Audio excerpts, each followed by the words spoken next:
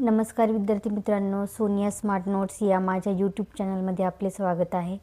आज आपण पाहणार आहोत वृद्धी और विकास या पाठावरील काही महत्त्वाचे प्रश्न। तर सर्वात पहिला प्रश्न आहे, विकास कभी न समाप्त होने वाली प्रक्रिया है, यह विचार किससे संबंधित है। हा जो प्रश्न आहे हा CTET 2011ला पेपर 1 मध्ये आलेला आहे। तर याचे पर्याय आहेत, एकीकरण का सिद्धांत, अंतक्रिया का सिद्धांत, अंतसंबंध का सिद्धांत, निरंतरता का सिद्धांत। तर आता सर्वात आधी आपण या प्रश्नाचा अर्थ समजूया। विकास कभी न समाप्त होने वाली प्रक्रिया है, यह विचार किससे संबंधित है। विकास ही कधीही न संपणारी प्रक्रिया आहे, तर हा विचार या 4 पर्यायापैकी कशाशी संबंधित आहेत असं त्यांनी विचारलेलं आहे। एकीकरण का सिद्धांत, अंतक्रिया का सिद्धांत, अंतसंबंध का सिद्धांत, निरंतरता का सिद्धांत। तर याचं बरोबर उत्तर आहे निरंतरता का सिद्धांत। विकास ही कधीही न संपणारी गोष्ट आहे, त्यामुळं ही निरंतर चालणारी गोष्ट आहे। त्यामुळं हा जो विचार आहे निरंतरता का सिद्धांत यावरती हा आधारित आहे। याचं बरोबर उत्तर काय आहे मग, निरंतरता का सिद्धांत। प्रश्न क्रमांक 2, विकास का अर्थ है। पर्याय 1, परिवर्तनों की उत्तरोत्तर श्रृंखला, बी, अभिप्रेरणा के फलस्वरूप होने वाले परिवर्तनों की उत्तरोत्तर श्रृंखला, सी, अभिप्रेरणा एवं अनुभव के फलस्वरूप होने वाले परिवर्तनों की श्रृंखला, डी, परिपक्वता एवं अनुभव के फलस्वरूप होने वाले परिवर्तनों की श्रृंखला। तर इथे त्यांनी प्रश्न असा विचारला की विकास का अर्थ है, विकासचा अर्थ या 4 पैकी काय आहे ते या प्रश्नामध्ये त्यांनी विचारलेलं आहे। तर याचं बरोबर उत्तर आहे परिपक्वता एवं अनुभव के फलस्वरूप होने वाले परिवर्तनों की श्रृंखला।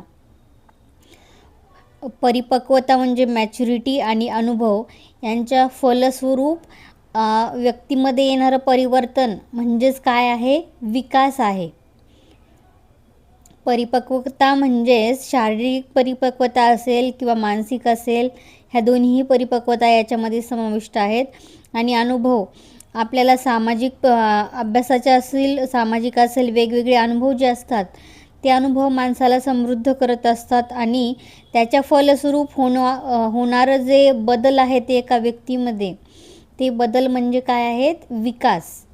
ठीक आहे, तर याचं बरोबर उत्तर आहे डी, हे लक्षात घ्यायचं आहे। विकास के संदर्भ में निम्न में कौन सा कथन सत्य नहीं है। प्रश्न परत एकदा पहा, विकास के संदर्भ में निम्न में से कौन सा कथन सत्य नहीं है। पर्याय दिलेले आहेत त्यांनी, ए, विकास की प्रत्येक अवस्था के अपने खतरे हैं, बी, विकास उकसाने बढ़ावा देने से नहीं होता है, सी, विकास सांस्कृतिक परिवर्तनों से प्रभावित होता है, डी, विकास की प्रत्येक अवस्था की अपनी विशिष्टताएं होती है। काय असेल याचं उत्तर, विकास के संदर्भ में कौन सा कथन सत्य नहीं है। सत्य म्हणजे यापैकी 4 पर्यायापैकी काय खरं नाही आहे हे त्यांनी विचारले। विकास की प्रत्येक अवस्था के अपने खतरे है, हे बरोबर आहे का, हे बरोबर आहे। प्रत्येक व्यक्तीच्या विकासामध्ये वेगवेगळे टप्पे असतात आणि त्याचे काही प्लस पॉईंट आणि काही निगेटिव्ह पॉईंटसुद्धा असतात। मग हे सत्य नाही हे आहे का, तर हे सत्य आहे। तर पुढचं दिले पडत, विकास सांस्कृतिक परिवर्तनों से प्रभावित होता है, बरोबर आहे। विकास हा सांस्कृतिक परिवर्तनांशी संबंधित आहे। जशी परिसर असेल तसा विकासावरती परिणाम हा मुलांच्या होत असतो, तर हे सुद्धा सत्य आहे। पुढचं आहे, विकास की प्रत्येक अवस्था की अपनी विशिष्टताएं होती है। विकास हे वेगवेगळ्या चरणांमध्ये होत असतो। लहान बाळ असतं त्याचं किशोरावस्था, त्यानंतर जी प्रौढावस्था, वृद्धावस्था, ह्या वेगवेगळ्या मनुष्य जीवनातील अवस्था असतात आणि या प्रत्येक अवस्थेचं काय असतं, एक वैशिष्ट्य असतं। तर हा ऑप्शनसुद्धा बरोबर आहे। तर त्यांनी काय विचारलं आहे, कोणता बरोबर नाही आहे, तर बी पाहूया, विकास उकसाने और बढ़ावा देने से नहीं होता है. तर विकास हा प्रोत्साहन दिल्याने होत नाही का? हे म्हणतायत की विकास हा प्रोत्साहन दिल्याने होत नाही. तर हे ह्याचं चुकीचं उत्तर आहे. म्हणजे हे ह्या प्रश्नाचं उत्तर आहे. म्हणजे विकास बढ़ावा देने से होता है, परंतु इथं त्यांनी काय दिलं आहे? विकास बढ़ावा देने से नहीं होता है. म्हणून या प्रश्नाचं उत्तर आहे बी. असे प्रश्न परीक्षेला हे विचारले जातात ज्यामध्ये आपल्याला नेमकं काय आहे हे समजण्यामध्ये 1 मिनिट जातो. त्यामुळे हे कौन सा कथन सत्य नहीं है या प्रकारच्या प्रश्नांची तुम्ही भरपूर तयारी करायची आहे. या प्रकारचे प्रश्न खूप सारे सोडवायचे आहेत. तर या प्रश्नाचं उत्तर आहे बी. विकास उकसाने और बढ़ावा देने से नहीं होता है. हे चूक आहे. ठीक आहे. पुढचा प्रश्न आहे विकास शुरू होता है. ए दिले उत्तर बाल्यावस्था से, बी दिले शैशवावस्था से, सी दिले प्रसव पूर्वावस्था से, डी दिले पूर्व बाल्यावस्था से. तर हा CTET 2012ला आलेला प्रश्न आहे आणि याचं बरोबर उत्तर आहे विकास केव्हापासून सुरू होतो? विकास हा बाळ आईच्या पोटामध्ये आहे तेव्हापासून सुरू होतो आणि म्हणजे आईच्या पोटामध्ये असल्यापासून तर त्या व्यक्तीच्या मृत्यूपर्यंत विकास हा घडतच असतो. तर या तिन्ही चारीपैकी याचं बरोबर उत्तर काय आहे? सी. प्रसव पूर्व अवस्था से विकास शुरू होता है. ठीक. 5वां प्रश्न पाहूया. शास्त्रज्ञ रॉस के अनुसार विकास कब शुरू होता है? ए. किशोरावस्था 12 से 18 वर्ष से, बी. उत्तर बाल्यावस्था से म्हणजे 6 से 12 वर्ष, सी. शैशवावस्था से 1 से 3 वर्ष 1 और 3 वर्ष से, डी. पूर्व बाल्यावस्था से 3 से 6 वर्ष तक. तर शास्त्रज्ञ रॉस याच्या अनुसार विकास हा केव्हापासून सुरू होतो? तर याचं बरोबर उत्तर आहे सी. शैशवावस्था से 1 से 3 वर्ष 3 वर्ष से. तर तुम्हाला परीक्षेला जर असा प्रश्न आला रॉसच्या अनुसार विकास कधी सुरू होतो तर त्याचं करेक्ट उत्तर द्यायचं आहे 1 ते 3 वर्षापासून. आणि जर फक्त विकास कधी सुरू होतो असा जर प्रश्न आला तर प्रसूतीपूर्व अवस्थेपासून सुरू होतो असं लिहायचं आहे. हे दोन्ही प्रश्न तुम्हाला मी दाखवते. हे दोन्ही प्रश्न अतिशय महत्त्वाचे आहेत. विकास शुरू होता है प्रसवपूर्व अवस्था से आणि विकास जर रॉसच्या मते कधी सुरू होते विचारलं तर काय उत्तर आहे? शैशवावस्था से 1 से 3 वर्ष तक. ठीक आहे. हे कळाले तुम्हाला? त्याच्यानंतर पुढचा प्रश्न आहे वृद्धि. 6वां प्रश्न आहे वृद्धि के बारे में क्या सही नहीं है? ए दिले अभिवृद्धि शारीरिक होती है, बी. अभिवृद्धि मात्रात्मक होती है, अभिवृद्धि मापनीय होती है, डी. अभिवृद्धि जीवनपर्यंत चलने वाली प्रक्रिया है. परत एकदा प्रश्न पाहायचा आहे वृद्धि के बारे में क्या सही नहीं है? सही नहीं है यह इसमें क्या है? वही इसका आंसर है. अभिवृद्धि शारीरिक होती है सही है. अभिवृद्धि ही शारीरिकच असते म्हणजे हे उत्तर काय आहे? बरोबर आहे. तर हे तर बरोबर विचारले का चुकीचं काय ते विचारले? अभिवृद्धि मात्रात्मक होती है बरोबर आहे. अभिवृद्धि ही मात्रात्मकच होते. अभिवृद्धि मापनीय होती है येस. अभिवृद्धि ही आपण मोजू शकतो. वजन हे आपण किती किलो आहे मोजू शकतो. उंची किती सेंटीमीटर आहे आपण मोजू शकतो. म्हणजे हे पण याचं उत्तर नाही आहे. अभिवृद्धि जीवनपर्यंत चलने वाली प्रक्रिया है. तर अभिवृद्धि ही जीवनपर्यंत चालणारी प्रक्रिया आहे का? तर नाही. अभिवृद्धि ही ठराविक काळापर्यंत चालणारी, वाढ ही ठराविक काळापर्यंत चालणारी गोष्ट आहे. त्यामुळं याचं बरोबर उत्तर काय आहे? डी. अभिवृद्धि जीवनपर्यंत चलने वाली प्रक्रिया आहे असं ते म्हणतायत. पण हे आहे का? तर नाही. अभिवृद्धि ही जीवनपर्यंत चालणारी प्रक्रिया नाही आहे. म्हणून याचं बरोबर उत्तर काय आहे? डी. कोणतं सही क्या सही नहीं है? ये डी वाला जो ऑप्शन है ये सही नहीं है. त्याच्यानंतर 7वां प्रश्न आहे मानव विकास डॅश डॅश हे, हा CTET सप्टेंबर 2014ला आलेला प्रश्न आहे. मानव विकास डॅश डॅश है. पहिला आहे मात्रात्मक, दूसरा है गुणात्मक, तीसरा है कुछ सीमा तक अमापनीय, डी आहे मात्रात्मक और गुणात्मक दोनों. तर मानव विकास कसा आहे? मात्रात्मक आहे का फक्त? तर नाही. गुणात्मक आहे का फक्त? तर नाही. आणि कुछ सीमा तक अमापनीय म्हणजे मापनच करू शकत नाही का आपण मानव विकासचं? तर नाही. याचं बरोबर उत्तर आहे डी, मात्रात्मक और गुणात्मक दोनों. मानवाचा विकास हा मात्रात्मक सुद्धा आहे आणि गुणात्मक सुद्धा आहे. त्यामुळे याचं बरोबर उत्तर आहे डी. मात्रात्मक म्हणजे आपण मानवाची शारीरिक वजन, उंची ही मोजू शकतो आणि गुणात्मक विकास म्हणजे एखाद्या मुलाचा, एखाद्या बालकाचा, एखाद्या शाळेतील विद्यार्थ्याचा किंवा एखाद्या व्यक्तीचा मानसिक विकास किती झालेला आहे, बौद्धिक विकास किती झालेला आहे, त्याबरोबर तो समाजामध्ये इतरांसोबत कसा मिसळतो, एखाद्या संकटाला कसा सामोरा जातो, या सर्व गोष्टी गुणात्मक विकासामध्ये येतात. याच्यावरनं कळतं की तो एखाद्या गोष्टीला कसं सामोरे जातो, कसं त्याबद्दल बिहेव करतो, हे सर्व कशामध्ये येतं? गुणात्मक विकासमध्ये येतं. म्हणून मानव विकास काय आहे? मात्रात्मक और गुणात्मक दोनों. याचं बरोबर उत्तर आहे डी. त्याच्यानंतर पुढचा प्रश्न आहे विकास डॅश डॅश से डॅश डॅश की ओर बढ़ता है. हा CTET 2015ला आलेला प्रश्न आहे.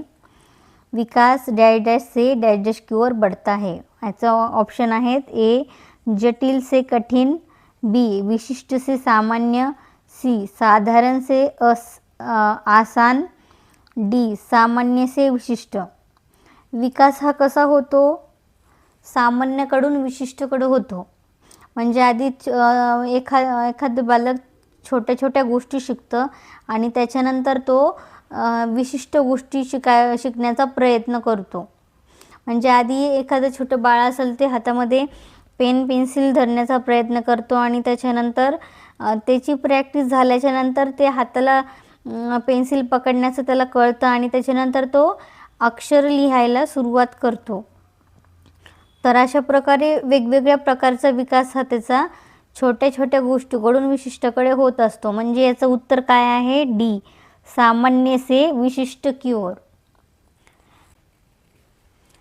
9वां प्रश्न आहे जन्म से मृत्यु तक चलने वाली प्रक्रिया है. ए वृद्धि, बी विकास, सी परिपक्वता, डी बुद्धी विकास. तर इथे काय म्हटलं आहे? जन्म से मृत्यु तक चलने वाली प्रक्रिया क्या है? वृद्धि जन्म से मृत्यु तक चलने वाली प्रक्रिया है क्या? नाही. वृद्धी ही काय आहे? वृद्धी ही ठराविक काळापर्यंत होणारी गोष्ट आहे. बुद्धी विकास जन्मापासून मृत्यूपर्यंत होणार आहे का? तर असं आपण म्हणू शकत नाही की बुद्धीचा विकास जन्मापासून मृत्यूपर्यंत सतत होत राहतो. मुलांची बुद्धीचा विकास हा ठराविक वयानुसारच होतो. त्यामुळे हेही उत्तर बरोबर नाही. परिपक्वता ही आपण म्हणू शकतो का की 10 वर्षाचा झाला की तो मुलगा परिपक्व झालेला आहे शारीरिक किंवा मानसिकरित्या? तर नाही. विकास ही अशी गोष्ट आहे ही जन्मापासून मृत्यूपर्यंत चालणारी प्रक्रिया आहे. त्यामुळं या 9व्या प्रश्नाचं उत्तर काय आहे? जन्म से मृत्यु तक चलने वाली प्रक्रिया है विकास. विकास ही जन्मापासून मृत्यूपर्यंत सतत निरंतर सुरू राहणारी गोष्ट आहे. त्याच्यानंतर पुढचा महत्त्वाचा प्रश्न आहे 10वा.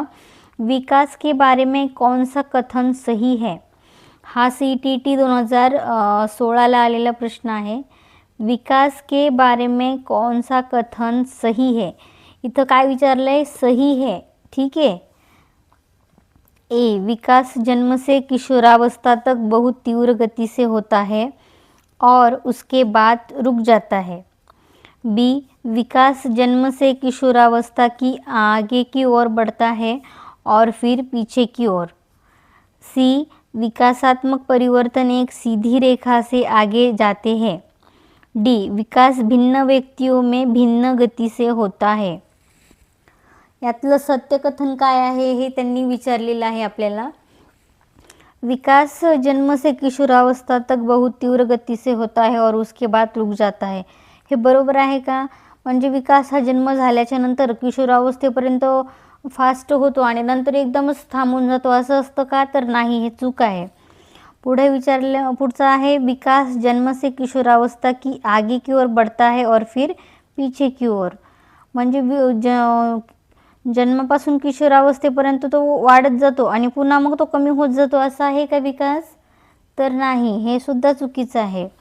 विकासात्मक परिवर्तन एक सीधी रेखा से आगे जाते हैं. म्हणजे एखाद्या व्यक्तीचा विकास जर सुरू झाला तो कंटिन्यू सुरूच राहतो का? की आता त्याला अभ्यास सुरू केला तर त्याला अभ्यासामधलं सगळंच येत राहतं का? त्याचा जन्मापासून शारीरिक, मानसिक, बौद्धिक, सामाजिक विकास सलगच होत राहतो का? तर नाही. विकासाचे खालीवर टप्पे असतात. कधी विकास तेजीने होतो, कधी पुन्हा स्लो होतो, पुन्हा वाढतो, पुन्हा स्लो होतो, पुन्हा वाढतो. तर विकास हा एका रेषेमध्ये आहे का? तर नाही. त्याच्या अशा वेगवेगळ्या काय म्हणता येईल त्याला, वेगवेगळ्या प्रकारे विकास हा खालीवर अशा रेषेमध्ये होत असतो. तर सी सुद्धा उत्तर चुकीचं आहे. बरोबर उत्तर काय आहे? डी हे बरोबर उत्तर आहे. ते कसं पाहूया. विकास भिन्न व्यक्तियों में भिन्न गती से होता है. हे अतिशय बरोबर उत्तर आहे.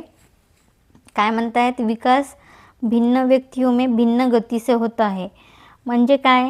विकास हा प्रत्येक व्यक्तीमध्ये वेगवेगळ्या गतीने होतो. आपण पाहतो की शाळेमधील सगळीच मुलं, एका वर्गामधील सगळीच मुलं उंचीनं सारखी असतात का? तर नाही. प्रत्येक मुलाचा शारीरिक विकास हा वेगळ्या पद्धतीने होत असतो. कोणाची उंची लवकर वाढते, कोणाची हळूहळू वाढते. त्याचप्रकारे वर्गातील मुलांचा बौद्धिक विकास पण सारखा होतो का? इयत्ता पहिलीतील मूल प्रत्येक मूल हे सारख्याच बुद्धिमत्तेचं असतं का? तर नाही. काही मुलांना लवकर एखादी गोष्ट कळते, काहींना कळत नाही, काहींना दुसऱ्या वर्षी किंवा तिसऱ्या वर्गामध्ये गेल्यावरती बौद्धिक विकास झपाट्यानं होतो, काहीचा पहिल्याच वर्षी झपाट्यानं होतो, काहीला 5वी 6वीचा वर्ग पण आला तरीही त्यांचा बौद्धिक विकास लवकर होत नाही. त्याचप्रकारे सामाजिक विकास, सर्वच मुलं ही समाजामध्ये मोकळेपणाने मिसळतात का? किंवा समाजामध्ये काही त्यांना संकट आली तर सगळीच मुलं सारख्याप्रमाणे त्याला सामना करतात का? सोडवतात का ती प्रश्न? तर नाही. काही मुलांना त्यांच्यावर आलेली संकट ही पटकन सोडवता येतात, तर काही मुलांना त्याच्यामधनं बाहेर कसं पडायचं, ती समस्या कशी सोडवायची, ही सामाजिक काय म्हणता येईल, सामाजिक बौद्धिक विकास होण्याला त्यांना वेळ लागतो. तर बरोबर उत्तर काय आहे? म्हणजे प्रत्येक व्यक्तीला त्याचा विकास भिन्न व्यक्तियों में भिन्न गती से होता है. म्हणजे सर्व लोकांमध्ये विकास हा वेगवेगळा असतो. हे या प्रश्नाचं उत्तर आहे. ठीक आहे. तर आज आपण अशा प्रकारे 10 विकास और वृद्धी या घटकावरती 10 महत्त्वाचे प्रश्न पाहिलेले आहेत. हे प्रश्न तुम्ही परत वाचून पहा, कारण वेगवेगळ्या परीक्षांमध्ये हे CTETच्या विचारलेले आहेत आणि हे प्रश्न सतत विचारले जातात. फक्त याची थोडीशी प्रश्न विचारण्याची पद्धत दरवेळी थोडी वेगवेगळी शब्दरचना वापरून हेच प्रश्न विचारले जातात. त्यामुळं तुम्ही या व्हिडिओमधील या प्रश्नांचं रिव्हिजन करायचं आहे. आजचा हा व्हिडिओ तुम्हाला आवडला असेल तर माझ्या चॅनलला लाईक करा, सबस्क्राईब करा आणि पुढील व्हिडिओसाठी माझ्या चॅनलशी कनेक्ट राहा. धन्यवाद.